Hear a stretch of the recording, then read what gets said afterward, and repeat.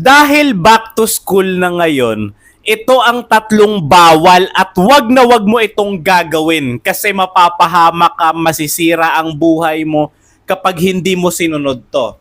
Back to school na, di ba? First day of school. Ang number one na pinakabawal ay ang ma-in-love sa classmate. Ganito yan. Kapag na-in-love ka kasi sa classmate mo, first day of school pa lang, di ba nakita mo siya, akala mo love at first sight.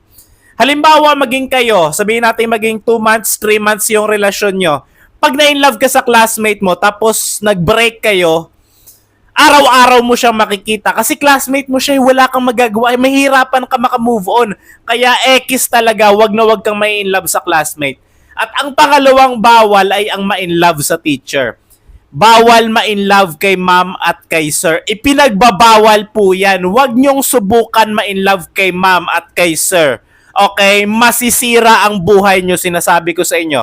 At ang pangatlong ipinagbabawal ay ang mangopya. First day of school pa lang, mangongopya ka na. Wala pang ang exam, wala pang ang quiz, mangongopya ka na. Gigil ako.